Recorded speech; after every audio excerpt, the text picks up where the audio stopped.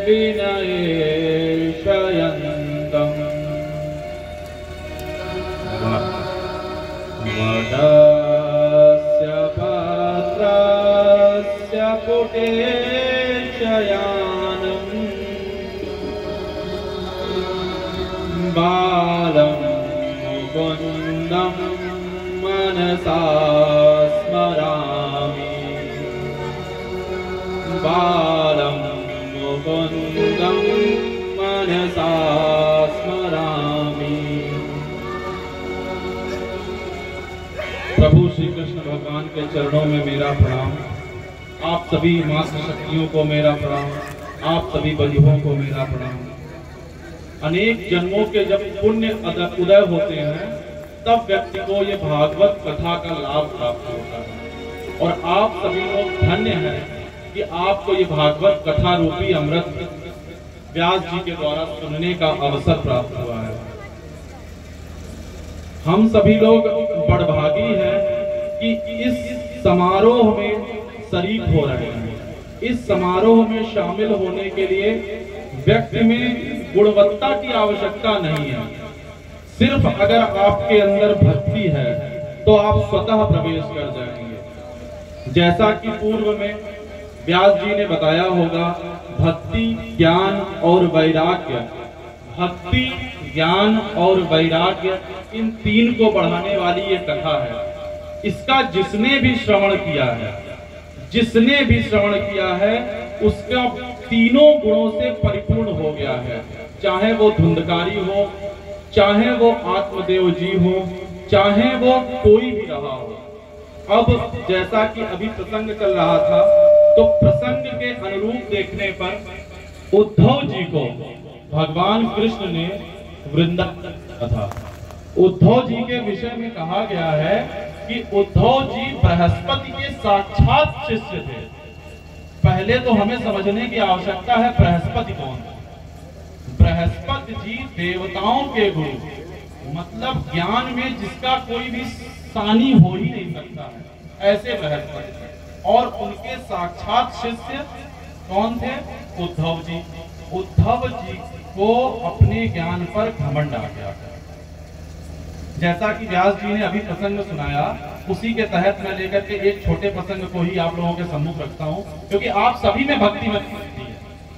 भक्ति, ज्ञान और वैराग्य, इन तीन को पुष्ट करने का काम भागवती कथा गंगा करती है और आप सभी में वो है, बस इसी को जागृत करना है।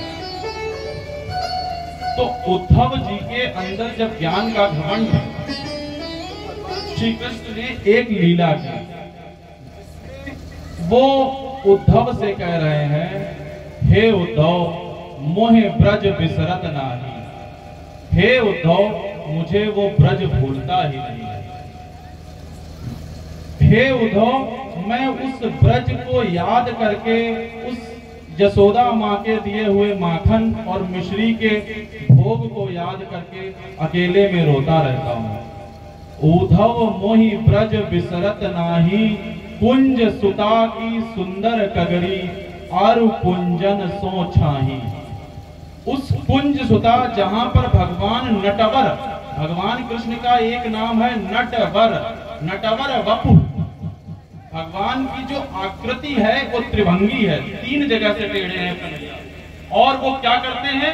नट के समान कभी रस्सी पर चलते हैं, तो कभी पानी में जाकर के कंदुक उठा लाते हैं, तो कभी कालिया के फन पर नृत्य करते हैं। ऐसे कन्हैया को आज उद्धव ज्ञान दे रहे हैं कि तुम्हें गोपियों को याद करने की आवश्यकता नहीं है। गोपियों में क्या ऐसा रखा है जिसके लिए आप अश्रुपूर्ण हो रहे हैं? तो कन्हैया ने कहा, मोहे ब्रज बिसरत नाही, कुंज सुता की सुंदर कगरी, आरु कुंजन सो छाई। वो कुंज सुता की जो किनारा था जिसपे मैं घूमता रहता था, माँ मेरे लिए इंतजार करती थी कि कब मेरा कन्हैया आएगा और शाम को उसे माखन और रोटी खवाऊंगी। आज भी वो सुख यहाँ पर मुझे मथुरा में नहीं प्राप्त हुआ, ऐसा भगवान श्री कृष्ण कह रहे हैं, जो मैं वृंदावन की कुंज गलियों में प्राप्त।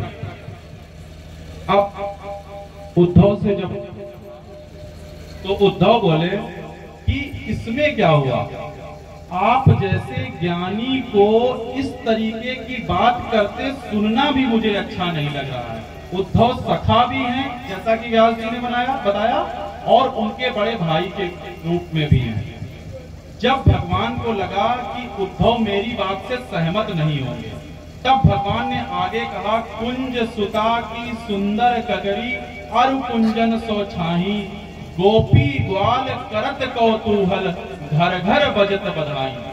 गोपी और ग्वाल शोरगुल करते हैं और प्रेम में मेरे साथ खेलते हैं। देखिए, कन्हैया के साथ शोरगुल करना भी प्रिय हो जाता है। ऐसा कह रहे हैं कन्हैया स्वयं वृंदावन के लिए।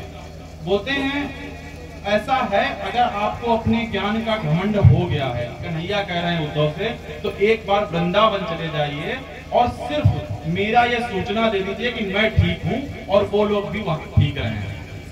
उद्धव ने बोला, ये तो बहुत छोटा और मैं इसको शीघ्रातिशीघ्र पूर्ण करके आता हूं।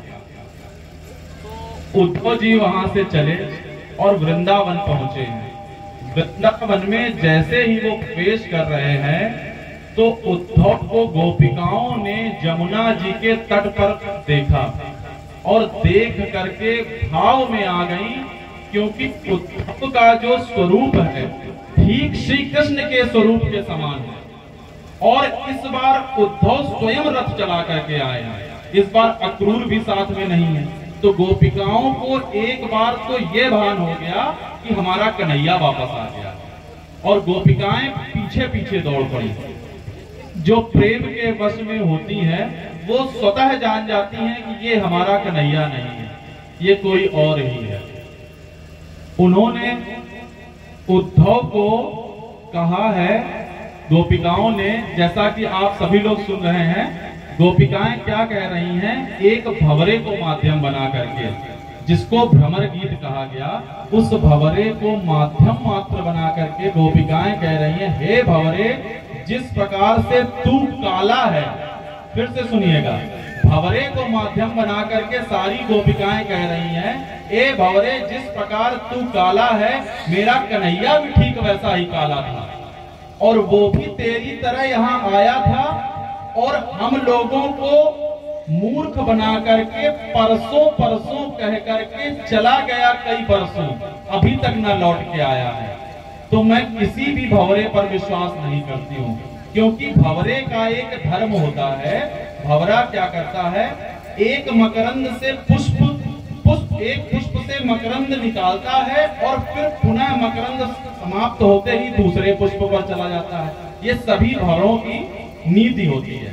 लेकिन वही भंवरा उस पुष्प से कितना प्यार करता है, कितना स्नेह करता है, कि अगर रात्रि गमिष्यति, अगर रात हो जाए और कोई पुष्प, कमल का पुष्प दिन में रहता है और रात में बंद हो जाता है, और भंवरा उस पुष्प के अंदर अगर बंद हो जाए तो वो कभी पुष्प की टहनियों को काट नहीं सकता है। जबकि उस भंवरे में काष्ठ की भी, मतलब काष्ठ बोलते हैं लकड़ी को भी काटने की क्षमता होने वाला भंवरा उस पुष्प में स्वतः बंद रहता है, और सिर्फ ये प्रयास करता है, रात्रि गमिष्यति भविष्यति सुप्रभाता, कब ये रात जाएगी और सुप्रभात सुबह होगी, और प्रथम किरण के साथ जैसे ही आलोक सूर्य का प्रकाश होगा, मैं इससे निकल जाऊंगा। उस पुष्प को क्षति न हो, इसलिए उसी में बंद रहता है और मकरंद के साथ वहां रहता है। किंतु उसको पता नहीं कि सुबह गज आता है, अर्थात हाथी, और जड़ सहित उसको समूल नाश कर देता है। वो भंवरे से कह रही हैं कि तुम जिस प्रकार से काले हो, ठीक कन्हैया भी मेरा ऐसा ही काला था, और जिस तरीके की तुम्हारी वही कन्हैया भी करता था। तो मुझे किसी भी काले पर विश्वास नहीं रहा। काले शब्द से भी मुझे चिढ़ रही है। ये गोपियां कह रही हैं, लेकिन गोपियों के मन का भाव ये नहीं। गोपियां तो चाह रही हैं कि कम से कम किसी भंवरे के साथ ही मुझे उस कन्हैया को स्मरण करने का अवसर प्राप्त हो रहा है। अब उद्धव जी को लगा कि ऐसा था कन्हैया जिसको निगम निगम नेति कर करके पुकारते हैं, वो यहाँ पर प्रकार की लीलाएं करता था, कि गोवर्धन धारण करता था, तो कभी जमुना किनारे कंदुक खेलता था, तो कभी कालिया के फन पर नृत्य करता था। ऐसा भी कहा है, ताही अहिर की छौ हरियां चिया भर छाछ में नाच नचाएं। ऐसा कन्हैया उन अहिर की छोहरियों के लिए सुलभ हो गया था कि एक छछिया छाछ देती थी और नृत्य के ठुमके लगवाती थी उस कन्हैया से। और कन्हैया जिसको कई संत बैरागी स्मरण करते हैं कि ध्यान में आ जाए, वो कन्हैया घूमता रहता था कुंज की गलियों में। जब उद्धव ने ऐसा सुना, उद्धव को ये लगा कि मैंने जो जीवन भर तपस्या पिता परमेश्वर को प्राप्त करने के लिए, वो तो व्यर्थ ही थी। और इन गोपिकाओं ने तो स्वतः बिना किसी तपस्या और बिना किसी प्रतिफल के प्राप्त कर लिया। ऐसा था कन्हैया। तो उद्धव को जब ज्ञान का घमंड जिस तरीके से एक एक चोट से गोपिकाएं पढ़ी लिखी नहीं थी, हम आप जैसी ही थी सारी गोपिकाएं, कोई भी गोपिका ऐसी नहीं थी जिसने विद्यालय देखा हो। और बृहस्पति का शिष्य, जो बृहस्पति परम विद्वान, जिन्होंने अपने चेले को कहा जाएगा शिक्षण देकर के भेजा हो, उसको निरुत्तर कर दिया। और वृंदावन में वो स्थान ज्ञान गुदरी जगह से जाना जाता है, जहां पर उद्धव के ज्ञान की गुप्त आजादी थी गोपिकाओं ने। और आप सभी में वो प्रेम मुझे देखने को मिला जो वाकई गोपिका में थी। बस इसी के साथ मैं अपने शब्द को विराम देना चाहूंगा और आप सभी से यह आशा करूंगा कि इस भक्ति को बनाए रखें। जय श्री राधे, जय श्री राधे। भैया दीदी के लिए प्यारी प्यारी तालियां।